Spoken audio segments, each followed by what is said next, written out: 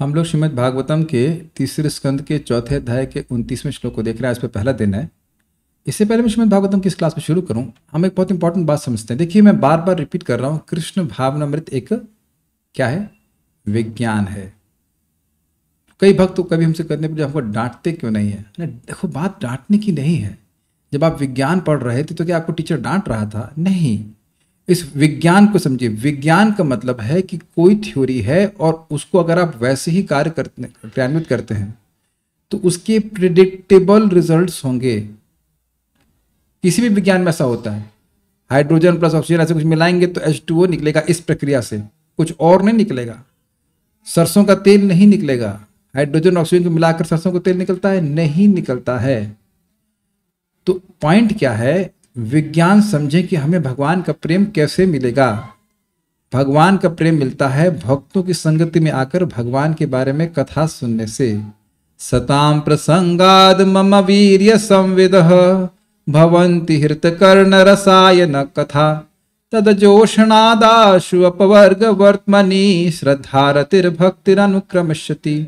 भक्तों की संगति में आकर के व्यक्ति जब भगवान के बारे में सुनता है, सताम प्रसंगात मम वीर्य संविदः, मेरे वीर्य, भक्तों की संगत में आकर के अच्छे से बैठ करके जब व्यक्ति सुनता है, सताम प्रसंगात मम वीर्य संविदः। अच्छा, प्रसंग एक और अर्थ है। प्रसंग मतलब उत्कृष्ट भक्तों की संगत में। प्रसंग, प्रकृष्ट रूपेण संग।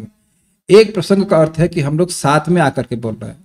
दूसरा प्रसंग का अर्थ है श्रेष्ठ वैष्णवों से सुनना, जिनकी समझावट भगवान के बारे में हमसे अधिक है। जैसे कि यहाँ पे हम आचार्यों से सुन रहे हैं और इसमें भगवान की कुछ कृपा है, कुछ अधिक अनुभव है, तो मुझे थोड़ा अधिक समझ में आता है। आपस में भी डिस्कस करना इंपॉर्टेंट है, लेकिन एक अपने से अधिक जानकार व्यक्ति को समझने में व्यक्ति की बात समझ में अधिक आती है। इसको प्रसंग कहते हैं। प्रसंग के दो अर्थ समझ में आ रहे हैं।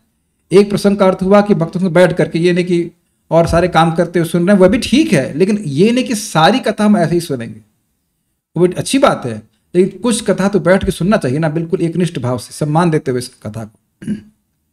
सताम प्रसंगात, दो प्रसंग के अर्थ हुए। एक तो भक्तों के संग बैठना और दूसरा जो हमसे अधिक जानते हैं भगवान के बारे में, उनसे सुनना। दो बातें हो गई। मम वीर्य संविदः, मेरे वीर्य, भगवान कह रहे हैं, कपिल देव भगवान कहेंगे, भगवान विष्णु के अवतार हैं। मम वीर्य अर्थात मेरा पराक्रम, मेरा महिमा, भगवान की जो महिमा है, बल, बहुत जो भी आप कह लीजिए, जो उनका ऐश्वर्य है, वह संविद, सम्यक रूप से जानते हैं। संविद, संविद शब्द यहाँ पे संविद, और आपने संविद शक्ति भी सुनी थी। तो संविद शक्ति क्या होती है? माइक बताइए। Very good. संविद शक्ति वो होती है प्रभु जी, जिससे भगवान खुद को जानते हैं और दूसरे लोग भी उनको उस शक्ति के द्वारा जान पाते हैं। Very good. संविद शक्ति के द्वारा भगवान स्वयं को जानते हैं बढ़िया से और दूसरे को भी अपना ज्ञान दे देते हैं। और संविद, मम वीर्य संविद, भगवान की बात समझ में आती है। क्यों? क्योंकि भगवान की संविद शक्ति वहां होती है। भगवान की अंतरंग शक्ति होती है, जिसके द्वारा भक्तों को भगवान की बात समझ में आती है। प्रैक्टिकल। भगवान का वीर्य, भगवान का शौर्य, भगवान का पराक्रम बिना संविद शक्ति के संपर्क के आपको समझ में आ ही नहीं सकता है, क्योंकि ये दिव्य है। तो ये भगवान की जो कथा है भक्तों के बीच में, भागवतम की, भगवद गीता की, ये दिव्य है। ये भगवान की शक्तियों से ओतप्रोत है। स्पेशली हम समझ सकते हैं संविद शक्ति से ओतप्रोत है, तभी बात भगवान की समझ में आती है। नहीं तो देखिए, जो भौतिकतावादी लोग हैं, मान लीजिए फिलोसफर भी है, वह चर्चा करते रहते हैं, लेकिन वह यही नहीं जान पाते कि भगवान है कौन। समझ आए बात?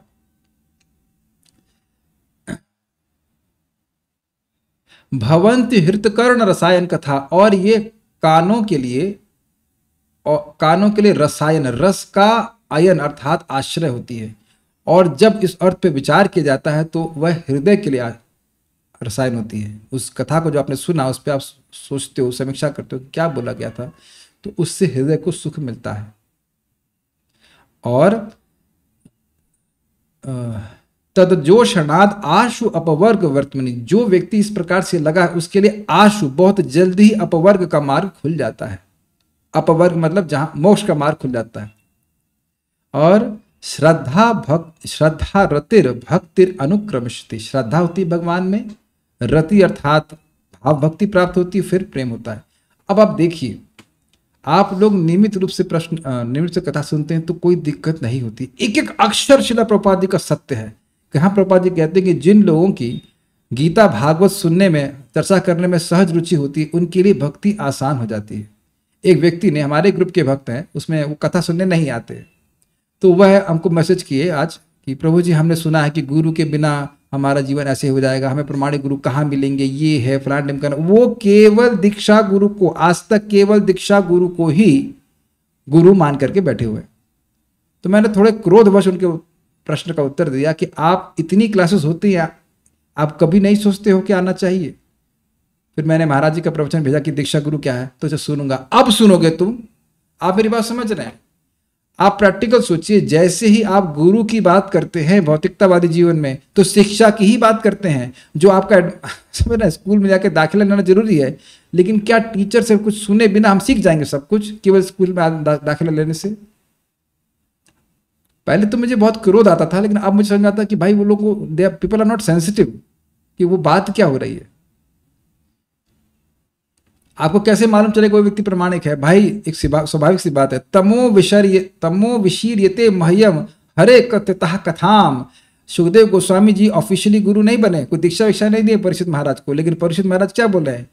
तमो विशीर्यते मह्यम हरे कथतः कथाम।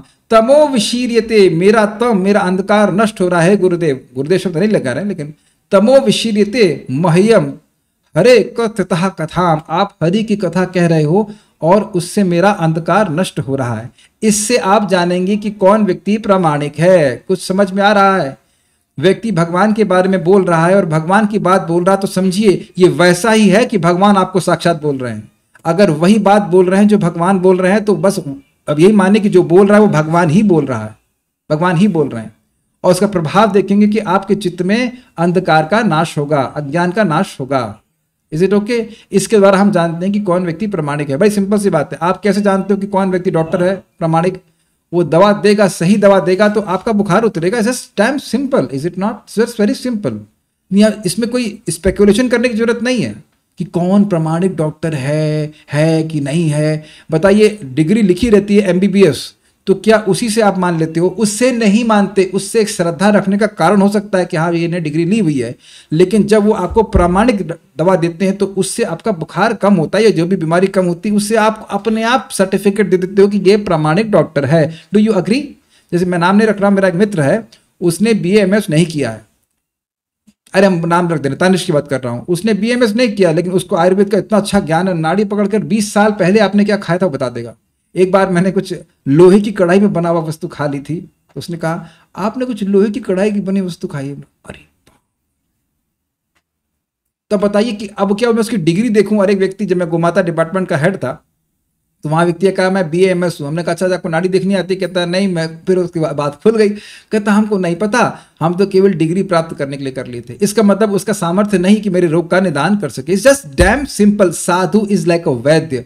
उसके प्रिस्क्रिप्शन से, उसकी मंत्रणा से हमारा बुखार कम होता है। इसके द्वारा हम जानते हैं कि प्रमाणिक गुरु कौन है। तो यहाँ पे लिखा रहता है क्या प्रमाणिक गुरु? तो ये, या अपने घर के बाहर हम लिख देते हैं इस्कॉन के प्रमाणिक प्रचारक या व्हाटएवर, इस्कॉन के प्रमाणिक गुरु को ऐसा लिखता है क्या? ऐसी बेवकूफ़ी की बात लोग करते हैं कि बड़ा दुख लगता है। लेकिन फिर बाद में अपने मैं क्रोध का संवरण कर लिया। जब ये व्यक्ति सुन ही नहीं रहा है तो उसे विषय का ज्ञान होगा ही कैसे? क्या करेंगे आप बताओ? बायोलॉजी के बारे में आप तुंग विद्या बायोलॉजी पढ़ी हो आप? नहीं। तो अभी आप सुनी ही नहीं। आपने पढ़ी ना? पढ़ा? बायोलॉजी पढ़ी? किसने बायोलॉजी नहीं पढ़ी? आपने बायोलॉजी पढ़ी हुई है? सबने पढ़ी बायोलॉजी। आपने पढ़ रखी है? सुंदरा माता जी बायोलॉजी पढ़ी है? हाँ, तो आप समझ लीजिए, जैसे आप बायोलॉजी पढ़ी ही नहीं है तो कुछ नहीं पता ना उसके बारे में। ऐसे ही जो लोग अब भगवान के बारे में कुछ सुने नहीं तो वो अटकलबाजी करते रहेंगे। मेरा इसीलिए निवेदन है कि भागवतम को पढ़िए, सुनिए, और एकदम आपके सामने पिक्चर क्लियर हो जाएगी प्रमाणिक व्यक्ति कौन है। जो भी भगवान की बात को यथावत बोल रहा है वो प्रमाणिक है। मैं भी प्रमाणिक हूं और आप भी प्रमाणिक है। इतने अहंकार से बोल रहे हो क्यों? अहंकार से नहीं, कॉन्फिडेंस से बोल रहे हैं कि जो आचार्य की बात है, जो भगवान की बात है, वही हम रिपीट कर रहे हैं। सिंपल। हम दीक्षा वक्षा नहीं दे रहे हैं। हम शिक्षा के मामले में बिल्कुल प्रमाणिक है। आप कहेंगे भी तो अहंकार से बोल रहे हैं। मैं अहंकार से नहीं बोल रहा हूं। I am speaking on the authority of Srila Prabhupada. जो बातें प्रभुपाद ने बताई हैं वही आपके सामने रख रहा हूं। उसमें कोई त्रुटि अगर हो रही है तो वह अगर कोई पॉइंट आउट करेगा तो हम ठीक कर देंगे, लेकिन उसमें कोई दिक्कत नहीं है। लेकिन पॉइंट इज वेरी सिंपल। ये है प्रमाणिक वक्ता जो शास्त्र के अनुसार आपको बात बताए, और शास्त्र के अनुसार और परंपरा के अनुसार। कभी कभी लोग शास्त्र के अनुसार बताते हैं लेकिन परंपरा के अनुसार नहीं बताते। देखो हम शास्त्र से कोट कर रहे हैं।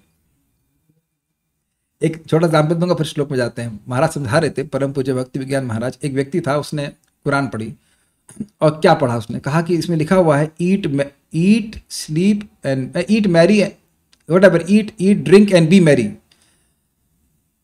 तो कह रहा है मैं कुरान को फॉलो करता, इसमें लिखा है खाओ पियो और मैं मजे करो। तो दूसरे व्यक्ति ने कहा इसके आगे नहीं पढ़े कि खाओ पियो और मजे करो और नरक में जाओ। कहते हैं अरे वो सब कहाँ पालन कर पाएंगे, तो पहली लाइन तो पालन कर रहा है कि खूब मौज उड़ाओ, लेकिन बाद में लिखा जो है कि तुम इसकी वजह से नरक जाना पड़ेगा, वह नहीं पढ़ना चाहता। तो शास्त्र को आधा ज्ञान अगर प्रस्तुत कर रहा तो वह भी ठीक नहीं, परंपरा में पूरा प्राप्त करना चाहिए। हम लोग सुखदेव गोस्वामी जी से सुनेंगे आज। उनको प्रश्न किया गया था परीक्षित महाराज के द्वारा। क्या प्रश्न किया था जरा एक बार देख लीजिए पिछला श्लोक। क्या हुआ? हाँ, तो प्रश्न था, एक बार देख लीजिए।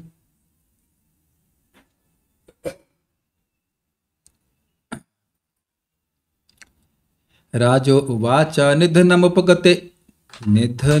उपगतेषु वृष्णिभोजेषु अधिरथयूथपयूथपेषु मुख्या स तु कथमवशिष्ट उद्धवो यत् धरिरपि तत्यज आकृतिम त्रधीशः।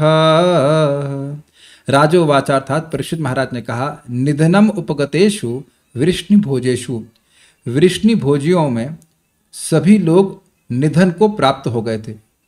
अब इसका अर्थ वहां पे बताया गया था, मतलब बाहर अर्थ है कि शरीर छोड़ दिया था।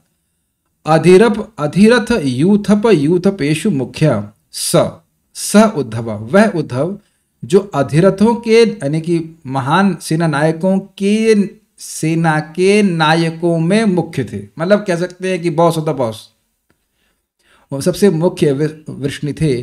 तो स तु कथम अवशिष्ट, वह कैसे बचे रहेगा जब सब मार दिए गए। यहां तक कि यत हरिरपि, यहां तक कि जो हरि भी थे वह भी तत्यज आकृतिम, उन्होंने उस अपनी यदुवंश की जो आकृति थी स्वीकार की थी उसको त्याग दिया था। यद्यपि वह त्रधीश है, ये बात बोली गई थी। ये प्रश्न समझ में आया कि उद्धव जी कैसे बच गए। प्रश्न क्या है बताइए, प्रश्न पूरा श्लोक के साथ बताइए। जब सारे वृष्णि भोजवंशी सब चले गए, हरि भी अब चले गए अगर कहा जाए, जबकि वे तीनों लोकों के अधीश्वर हैं और ये सारे विष्णु वंशियों में मुख्य हैं। प्रश्न समझ में आएगा तब श्लोक आपको अच्छा लगेगा। अगला वाला हम आपको छोड़ने वाले नहीं हैं। फिर से पूछूंगा, अभी फिर से सुनो, फिर बताओ क्या हो रहा है। सारे वृष्णि भोजवंशियों को श्राप मिला था कि ये नष्ट होंगे। भगवान हरि ने भी ब्राह्मणों का श्राप स्वीकार किया। तो उनमें वृष्णि और भोजवंशियों में जो मुख्य व्यक्ति थे उद्धव, वह कैसे बचे रह गए। बोलिए क्या प्रश्न है। सारे भोजवंशियों को श्राप मिला था कि वे नष्ट हो जाएंगे और भगवान ने भी श्राप को स्वीकार किया। तो जब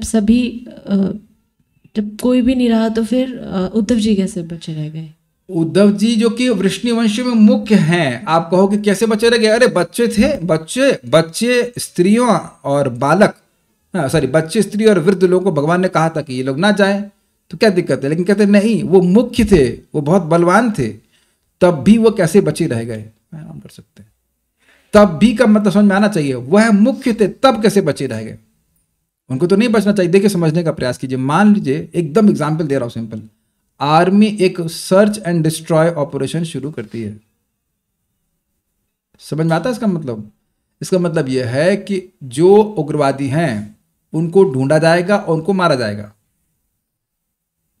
अब मैं बात करूं तो इजराइल और हमास में यही तो हो रहा है। हमास के लोगों को पकड़ पकड़ के मार रहे हैं, तो जो मुख्य लोग हैं उनको तो पहले मारेंगे, उन्हें कैसे छोड़ देंगे। मैं एक एग्जाम्पल दे रहा हूं, नेगेटिव, टेररिस्ट नहीं है तो अच्छी लोग, मैं खाली बोल रहा हूं कि भाई ढूंढ करके भगवान ने मारा कि नहीं मारा, कोई भी यदुवंशी बचना नहीं चाहिए। तो उसमें मुख्य यदुवंशी जो थे वृष्णिवंशी थे। वृष्णि नाम प्रवरो मंत्री, वृष्णियों में सर्वश्रेष्ठ तो है वह उद्धव जी हैं। तो वह कैसे बच गए। वो केवल मंत्री नहीं थे, वो योद्धा भी बहुत अद्भुत थे। तो वह कैसे बच गए। प्रश्न क्लियर हुआ। आप लोगों को लग रहा होगा मैं इतना पीछे क्यों लग रहा हूं उसके।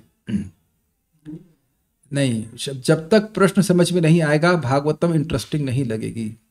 प्रश्न बड़े गंभीर हैं, इसी पे इतनी टीकाएं क्यों काहे को दी गई थी, इसीलिए दी गई थी। सबको प्रश्न समझ में आ गए यहाँ पे।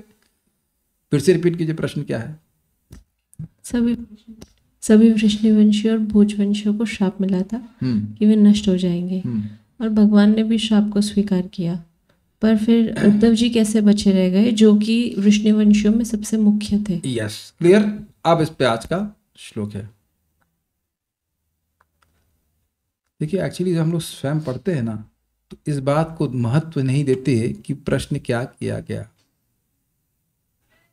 और इसी कारण से श्रीमद् भागवतम में रुचि नहीं होती। आप देखिए, सामान्य जगत में, हम सामान्य वर्त में आज क्या खाएंगे, ये प्रश्न ही ना समझ में आए, प्लस देना। प्रश्न किया गया कि आप क्या खाएंगे, और मैं इधर से बोलूं कि प्लस देना, तो इन दोनों बातों में कोई लिंक नहीं है ना। आपका प्लस खाएंगे, प्लस का तड़का लगाए, व्हाट इज। अगर प्रश्न नहीं समझ में आ रहा है तो कथा का फ्लो ही नहीं समझ में आ रहा है।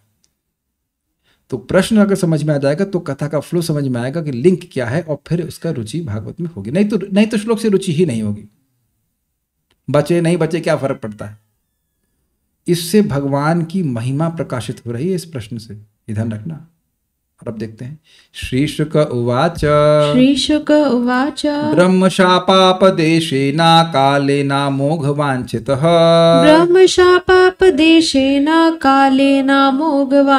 संहृत्य स्वकुलं स्फीतं त्यक्ष्यन् देहम् अचिन्तयत्। श्री शुक उवाच ब्रह्म शापापदेशेन कालेन मोघवांछितः ब्रह्मशापापदेशेन कालेन मोघवांछितः संहृत्य स्वकुलं स्फीतं त्यक्ष्यन् देहम् अचिन्तयत्। ब्रह्मशापापदेशेन कालेन मोघवांछितः संहृत्य स्वकुलं स्फीतं त्यक्ष्यन् देहम् अचिन्तयत्। बोलिए। श्री शुक उवाच ब्रह्मशापापदेशेन कालेन मोघवांछितः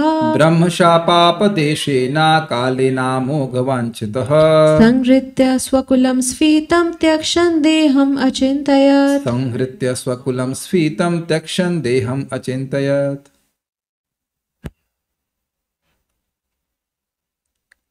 शुकदेव गोस्वामी ने उत्तर दिया, हे प्रिय राजन। कौन सी राजन?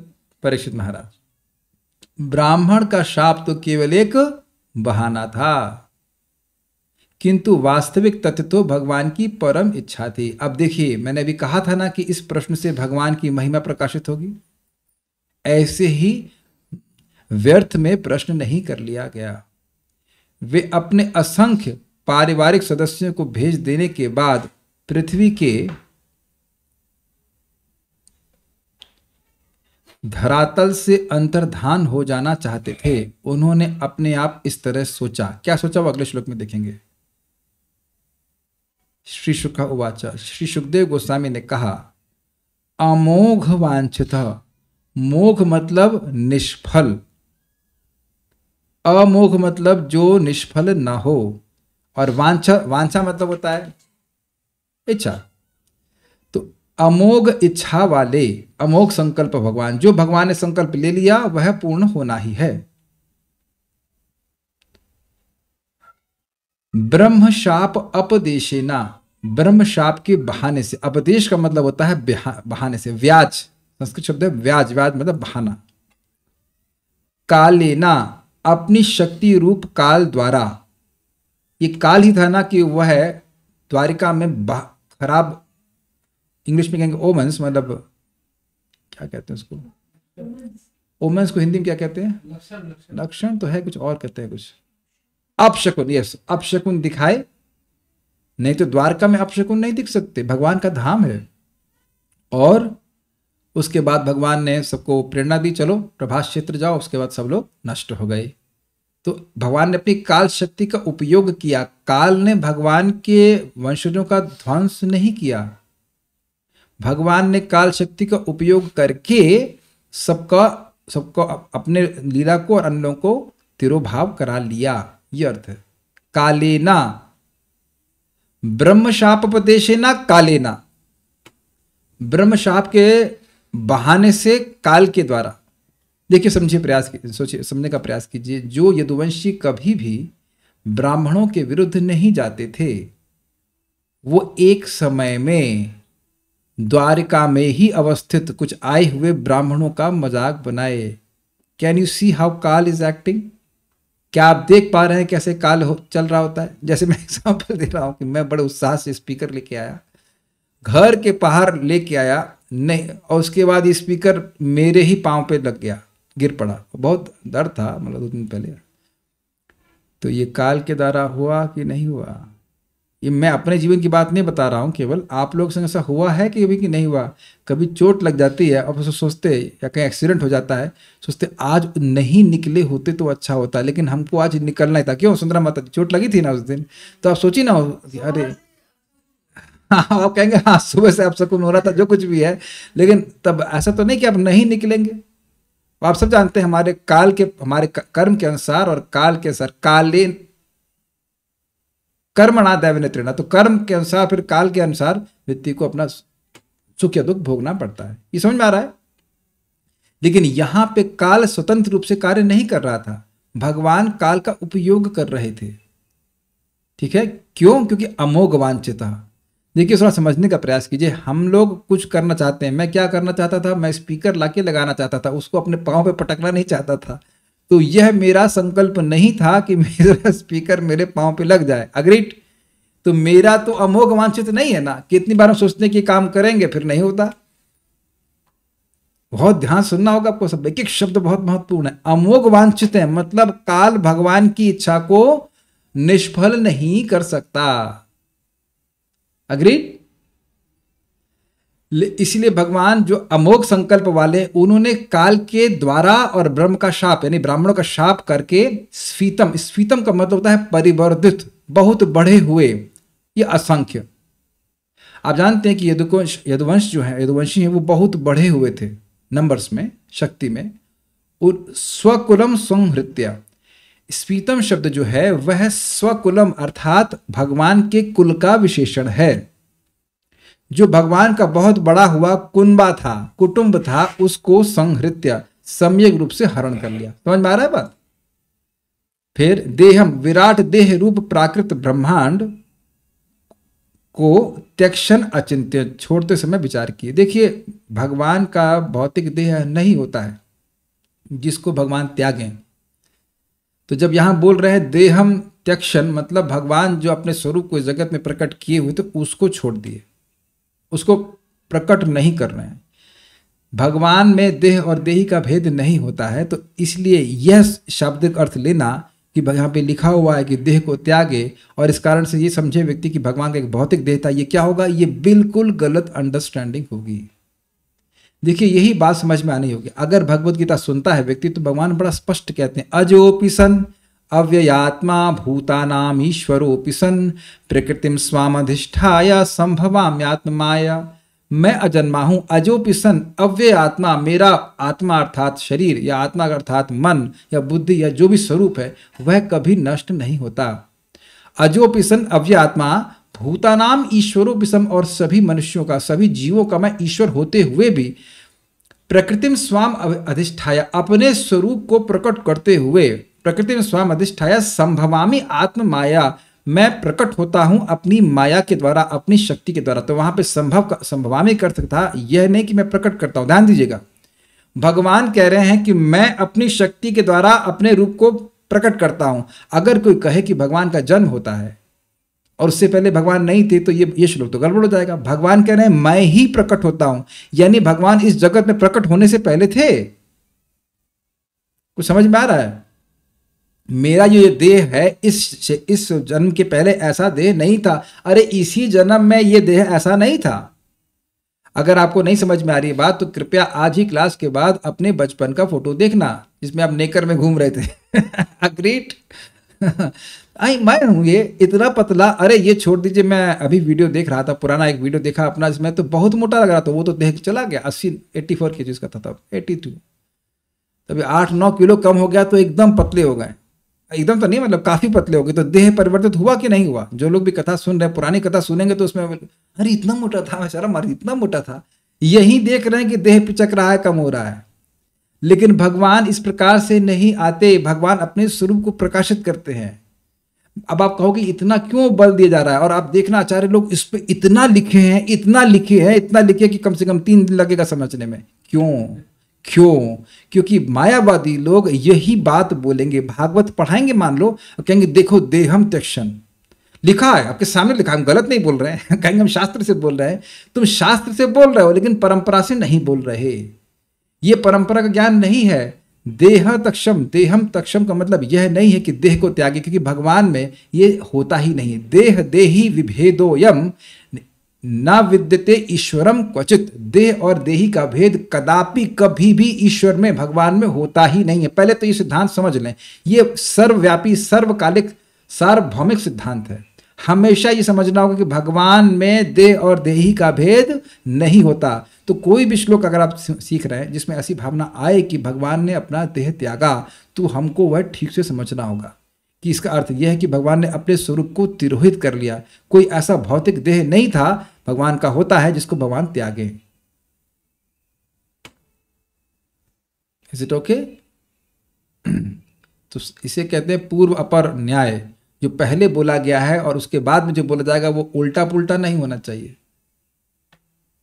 तो गीता में जो भगवान बात समझा रहे हैं, भागवत में से पहले बात समझा चुके हैं भगवान की, अभी तक कई बार सुन चुके हैं इस बात को कि भगवान में देह और देही का भेद नहीं होता है। तो वो उसके सिद्धांत के अनुसार आपको यहाँ पे समझना होगा। ये बात समझ में आएगी तब आपको चक्रवर्ती बात की टीका समझ में आएगी। एक बात आपको जरूर लग रही होगी, ये क्या एक ही बात बार बार रिपीट कर रहे हैं? देखिए, यहाँ कोई भौतिक विषय होता है, विषय मतलब सब्जेक्ट, उसको जब भी नया होता है तो वह समझने के लिए कई बार सुनना पड़ता है। जैसे ओके, शनि उच्च का है, अगर मान लीजिए अभी ये समझाने लग जाए कि शनि उच्च का है और सूर्य नीच का है, तो इसमें भी तो 5 मिनट में समझ में आ जाएगा ना? नहीं समझ में आएगा भाई। ये अपर विद्या है, ये मतलब वेद में है एस्ट्रोलॉजी, लेकिन अपर विद्या, ये भौतिक विद्या है। तो कोई भी विद्या है उसको कई बार सुनते हैं, पढ़ते हैं, तब वो बात समझ में आती है। तो ये भागवत के सिद्धांत हैं, उसको जब हम कई बार सुनेंगे तब समझ आएगा। आपने देखा कि अभी प्रश्न समझने में कितना टाइम लग रहा था? अगर हम मुख्य शब्द छोड़ दें तो आप तुरंत बोल देंगे हाँ ठीक है, तो उद्धव जी छोटे बच्चे थे, सन्यासी हो गए तो इसलिए बच गए। एक एक शब्द का महत्व है, और जब उसको रिपीटेटिवली सुनते हैं तब बात समझ में आती है।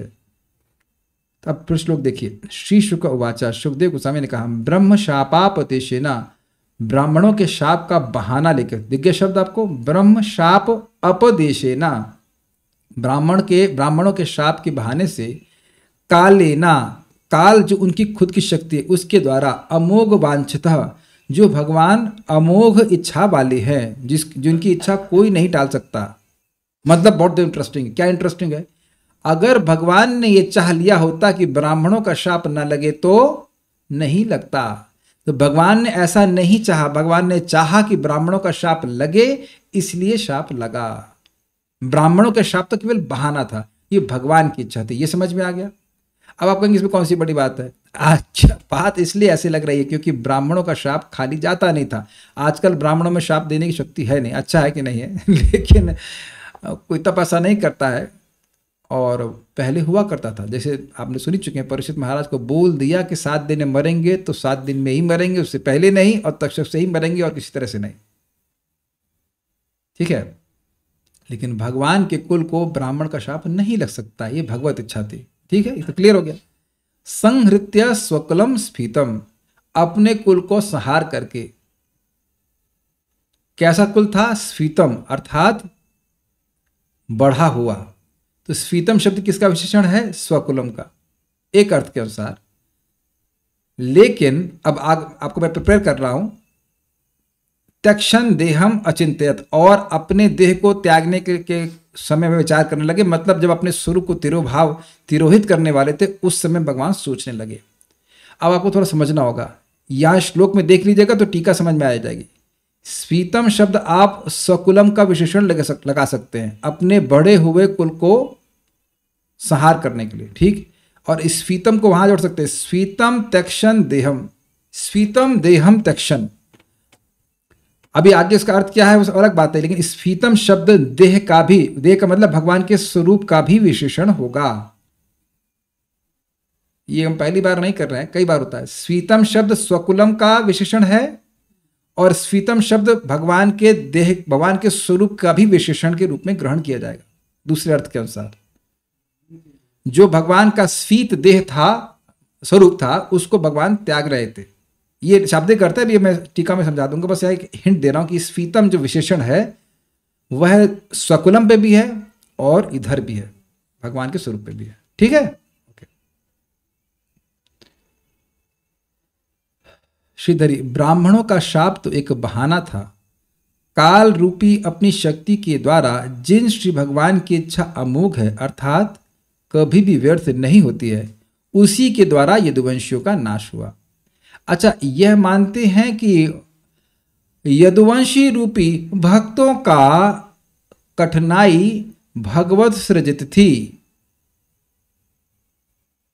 यदुवंशियों की कठिनाई, यदुवंशियों के पूरे समूह की कठिनाई, जो कि भक्तों का, जो शुद्ध भक्तों का समूह था, उसकी कठिनाई भगवत इच्छा से थी।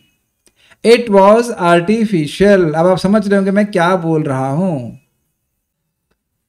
इसी तरह प्रभु जी, भक्तों के जीवन में भी जो कष्ट आते हैं वो भगवान द्वारा सृजित होते हैं। वेरी नाइस, एकदम सही उत्तर आपने दिया। कभी कभी भक्तों को ये लगता है कि हमारे जीवन में बहुत कष्ट आ रहा है, लेकिन वास्तविक रूप से समझिए वह केवल भगवान इसीलिए दे रहे हैं ताकि उनको प्राप्त करने की उत्कंठा जागृत हो जाए, बस। नहीं तो जो भगवान का नाम जाप कर रहे हैं उनके जीवन में कोई कठिनाई आ ही नहीं सकती। अगर आ रही है तो समझना चाहिए भगवत इच्छा से ही आ रही है, नहीं तो व्यक्ति को लगने लग जाएगा कि अरे भगवान की भक्ति करने के बाद भी मेरे जीवन में कठिनाई आ रही, लगता है भगवान समर्थ नहीं है मेरी रक्षा करने में या मेरे शरीर की भी रक्षा करने में।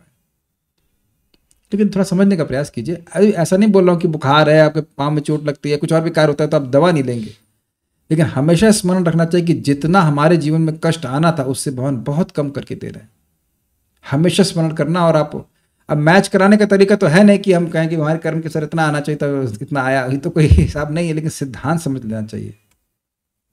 ठीक है, उनके नाश में शाप की प्रभुता नहीं थी, अपितु वैसी श्री हरि की इच्छा ही थी। क्या स्टेटमेंट्स हैं। शाप की प्रभुता नहीं थी, शाप उनका प्रभु नहीं है, उनके प्रभु हैं श्री कृष्ण हैं, उनके ईश्वर भगवान श्री कृष्ण है, जहां चाहे वहां रखे। अगर इस बात पे विश्वास हो जाए तो भक्त कितना निश्चिंत होगा। कृष्ण मेरे दयालु स्वामी है और सर्व समर्थ स्वामी है, मुझको हमेशा, मैं भक्ति कर रहा हूं, भगवान मुझे मौका देंगे ही भक्ति करने का। अब ये बात आपको हल्की लग रही होगी, लेकिन आप ये देखिए भगवत गीता के 6 अध्याय के अनुसार आप जानते हैं कि जिस योगी का पतन हो जाता है उसको भी भगवान आगे और अच्छी व्यवस्था देते हैं भक्ति करने की। तो भक्त लोग कभी कभी सोचते हैं हम भक्ति कर रहे हैं, पता नहीं हमारा अगला जन्म कहाँ होगा। भैया कहीं पे भी जाओगे, अगर आप भक्ति कर रहे हो तो आपको अच्छी व्यवस्था ही दी जाएगी भक्ति करने के लिए। बिल्कुल निश्चिंत रहिए। आप इस मामले में मत सोचिए कि फ्यूचर में भक्ति कैसे करेंगे। हमने ये सोचना है कि हम आज भक्ति कैसे करेंगे, क्योंकि अगर आप आज भक्ति करेंगे तो भगवान कल आपको भक्ति करने का मौका जरूर देंगे। जब हम नहीं कर रहे थे तब मौका दिया। सुनाई पड़ रहा है आपको? हम बहुत कॉन्फिडेंस से बोलना चाहते हैं क्योंकि हर व्यक्ति के मन में डर रहता है, स्पेशली लड़कियों के। अरे कहाँ शादी हो जाएगी, हम भजन कर पाएंगे कि नहीं कर पाएंगे। नहीं कर पाओगे तो अपनी वजह से नहीं कर पाओगे। ऐसा मत कहना कि भगवान की वजह से नहीं कर पाओगे। ये कभी नहीं कह सकते कि हम इसकी वजह से जब नहीं कर पा रहे, क्योंकि रशिया के भक्त लोग जिसकी पीठ तोड़ दी गई थी, वह भी ब्रेड के, क्या कहते हैं उसके, ब्रेड के व्हाटएवर क्रम से उसके द्वारा वह बीड बना करके जब किया है, तो किसी की शादी होगी तो क्या जेल में भर्ती कर दिया जाएगा, क्या पीठ तोड़ दी जाएगी? ऐसा तो कुछ नहीं होता है। इतना भी क्या भयभीत होना। विश्वास होना चाहिए कि आज मैं बस अपने को ये देखना है कि मुझे आज भक्ति करनी है। कल की कोई प्लानिंग, कल जिंदा भी तो नहीं रहने वाले, 100% कल मरने वाले, 100%। जिंदा बचने का चांस कम है, मरने का चांस अधिक है नहीं? हम खाली बात बोल रहे हैं इस बात की कि इस जगत में प्रभु हमारे श्री कृष्ण ईश क्या है, ईशस ही बशे लोको योषा दारू मई था। पूरा जगत भगवान कंट्रोल में ऐसे है जैसे कोई कठपुतली चलाने वाले के अंतर्गत कठपुतली होती है। तो भक्त को भगवान अपने पे कॉन्फिडेंस नहीं, भगवान पे कॉन्फिडेंस है कि निश्चित मैं भगवान की भक्ति करना चाहता हूं तो भगवान मुझे मौका देंगे ही। Is it okay? अनुभव भी होने लगेगा। अनुभव क्या होने लगेगा? अनुभव हो नहीं रहा है। भागवत सुनना चाहते हैं तो भागवत सुन रहे हैं। अच्छा, विचार कीजिए कि अगर ये जूम नहीं होता तो क्या आप लोग रोज इस प्रकार से क्लास सुन पाते? तो क्या ये भगवान इस प्रकार की विशेष सुविधा नहीं दी, सिद्धि नहीं दी? हम लोग सब लोग धृतराष्ट्र की तरह सुन रहे हैं, नहीं सॉरी क्षमा कीजिएगा, धृतराष्ट्र नहीं, हम लोग संजय की तरह सुन रहे हैं। लाइव टेलीकास्ट हो रहा है, लाइव टेलीकास्ट हो रहा है। और वहां भी लाइव टेलीकास्ट का लाभ हुआ था। आप देख लीजिएगा भगवत गीता का आखिरी श्लोक क्या है, ऐसी तो है कि मैं संवाद को सुनता हूं तो मेरे को रोमांचित हो रहा है, भगवान भगवत प्रेम के लक्षण प्रकट हो रहे हैं। इसलिए केवल दूरी की बात नहीं है, बात हृदय की है। हम खाली बात ये कर रहे थे कि भगवान श्री हरि की इच्छा सर्वोपरि है, वह भक्त का गलत कर ही नहीं सकते। भक्ता नाम शम अभिप्सता, वे हमेशा ही भक्त का कल्याण चाहते हैं। यहां भी कल्याण क्या चाह रहे थे? ये लोग अब यहां ना रहे, हम जा रहे हैं, अब हमारे साथ चले वापस। जैसे हमारे घर में कल कोई भक्त लोग आए थे तो जो वो जा रहे थे तो बच्चे को भी टांग के लेके गए कि नहीं? आप लोग ऐसा करते हैं कि नहीं? क्यों नहीं क्षमा? जब जाती हैं तो बच्चों को टांग दोनों बच्चों को टांग लेके चलेंगे, इसे नॉट। अरे बड़ी क्रूअल है भाई, बड़ी क्रूर माँ है, ऐसा बोलते हैं? नहीं, अरे बच्चों को कैसे छोड़ दिया, ये बोलेंगे ना। क्यों भाई? अगर बच्चे उद्धत हो, उनके बच्चे तो प्यारे हैं, लेकिन बोल रहा हूँ बच्चे अगर वैसे हों, मतलब थोड़ा सा शैतान हो, तो भी माँ पीट पाट के टांग के ले जाती है कि नहीं? चल चल क्या कर रहा है यहाँ पे, डिस्टर्ब करेगा। तो उसी प्रकार से भगवान एकदम स्नेहिल माँ की तरह, अरे ये लोग परेशान हो जाएंगे मेरे विरह में, चलो इनको भी ले चलता साथ में। This is Krishna's affection. दुनिया में बाहर कुछ भी लगता रहे, ठीक है? तो हमको बहुत अच्छा लग रहा है। शाप की प्रभुता यदुवंशियों के ऊपर नहीं थी, हो ही नहीं सकती। प्रभु उनके कौन थे? भगवान।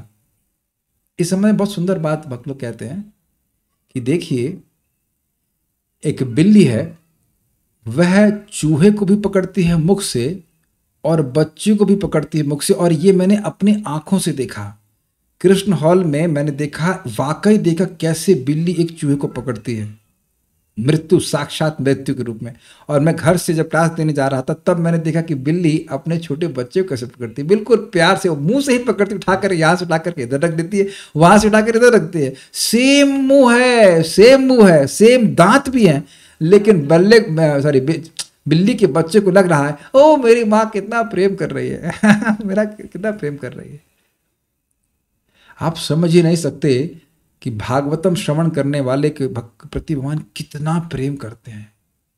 सुनने की इच्छा होने मात्र से भगवान उसके हृदय में आ जाते हैं, कितना प्रेम करते हैं। जो नाम जप करता है उसे कितना प्रेम करते हैं। आज मैं उत्साहित था कीर्तन करते समय कि इस बात को स्मरण करते हुए जितने भी लोग हैं कीर्तन करने के लिए, लेकिन हम लोगों को भगवान का सर्वश्रेष्ठ भजन करने का मौका दिया जा रहा है। तार मध्य सर्वश्रेष्ठ नाम संकीर्तन, निरपराध नाम लैया पावे प्रेम धन। हम लोगों को संकीर्तन करने का मौका दिया जा रहा है। क्यों? क्योंकि नाम उपलब्ध होने के बाद भी ऐसी मति होनी चाहिए, भक्तों की संगत होनी चाहिए, तब हम लोग कीर्तन कर पाएंगे ना। एक दिन और संकीर्तन में बीता, कथा में बीता, ये भाग्य है ना भगवान का, हमारा भाग्य है ना, भगवान की अनुकृपा है, अनुग्रह है, सॉरी कृपा, अनुग्रह, लाइक दैट।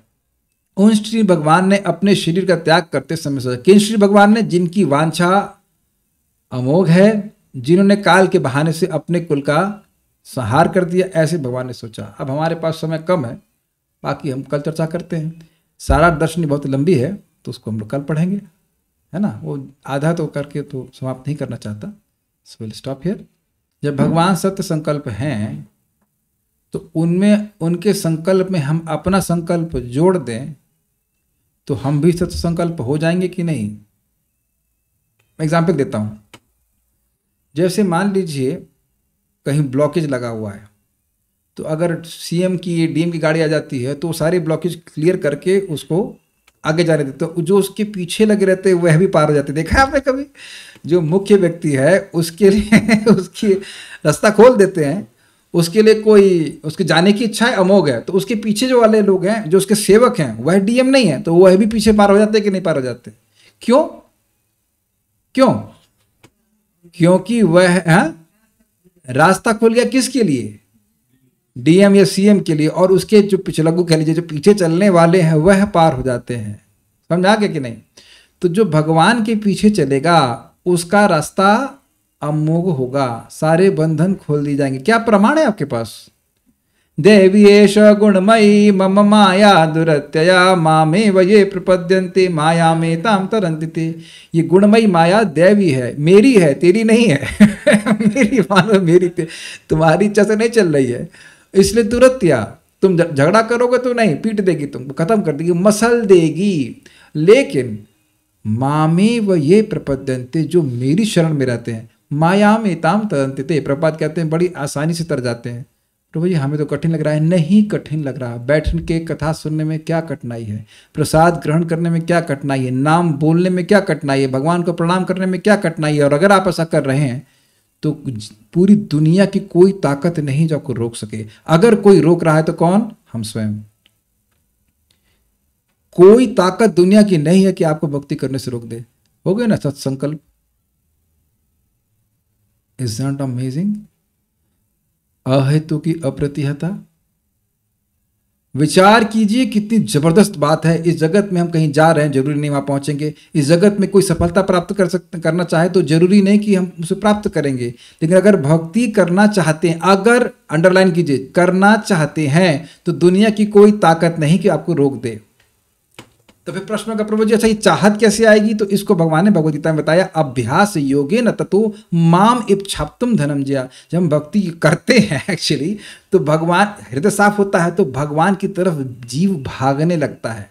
समझने का प्रयास कीजिए, जब हम भगवद गीता पढ़ते हैं, भागवत पढ़ते हैं, प्रसाद खाते हैं, जब करते हैं, तो हमारी कवरिंग्स, हमारे अनर्थ नष्ट हो रहे हैं। ठीक, चुंबक देखा है, चुंबक सहज रूप से लोहे की जो कील है उनको आकर्षित करता ही है, लेकिन अगर कपड़े में लपेट देंगे तो नहीं करेगा। ठीक, तो जैसे जैसे कपड़े की लेयर हटती चली जाएगी, सहज आकर्षण अनुभव करेंगे कि नहीं? समझ में आ गया? कीलों का चुंबक की प्रति। तो भगवान श्री कृष्ण आकर्षक हैं, इसीलिए तो माया आकर्षक लगती है। तो भगवान श्री कृष्ण आकर्षक हैं। जैसे जैसे भगवान की भक्ति करके हमारे आवरण हटते चले जाएंगे, हम लोग और आकर्षित होते चले जाएंगे, लेकिन अपने से आकर्षित नहीं होंगे।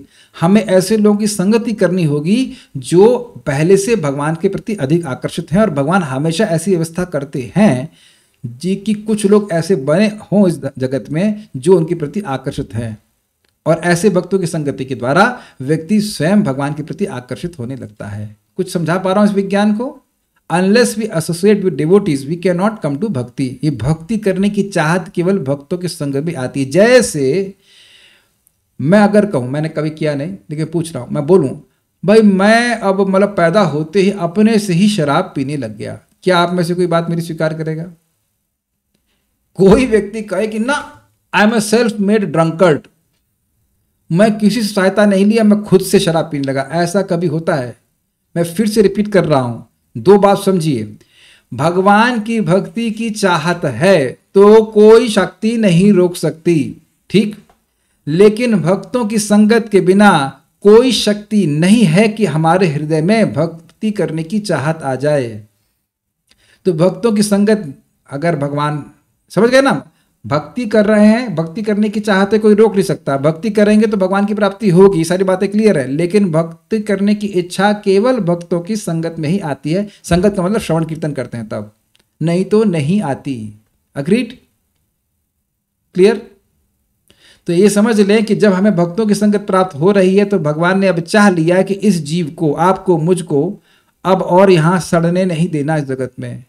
I must call him back. He has suffered sufficiently. He has suffered sufficiently. I don't want him to suffer more. मेरा बच्चा बहुत दुख भोग लिया, अब नहीं दुख भोगना है उसे मुझे वापस लाना है। इसीलिए अपने भक्तों को भेजते हैं उनके पास। In some way, we are being handpicked. Don't make the mistake of leaving the association of devotees. बहुत बड़ा घाटा हो जाएगा। प्रतिदिन भगवान के बारे में सुनते रहिए, महिमा समझ में आती रहेगी, और महिमा के साथ साथ उस जो बातें बोली जा रही हैं वह अनुभव भी होने लगेगा तो विश्वास भी होगा। ये बहुत अद्भुत बात है। भक्त हम और कुछ बनना चाहें तो नहीं कोई भरोसा नहीं बनेंगे, और बनेंगे भी तो कब तक बनेंगे IAS बनोगे कब तक बनोगे या कुछ भी बनोगे, और बन जाओगे तो कौन सुख मिलने वाला है। लेकिन भक्त तो हम लोग बनेंगे ही। मैं जानबूझ के सब बातें बोल रहा हूं क्योंकि इस बात पे अमोघ वांछता, ऐसी वांछा कीजिए जो भगवान चाहते हैं। भगवान चाहते हैं कि हम भक्त बने, तो लाइक दैट। उनसे उस भगवान के सत्य संकल्प से अपने संकल्प को जोड़ देंगे तो हम भी सत्य संकल्प हो जाएंगे। कितना इजी है ना, कितनी मुक्त अवस्था है ना, कि जगत की कोई शक्ति हमको नहीं रोक सकती अगर हम भगवान की भक्ति प्राप्त करना चाहते हैं। Is it not encouraging? Okay, now stop for sure. Hare Krishna.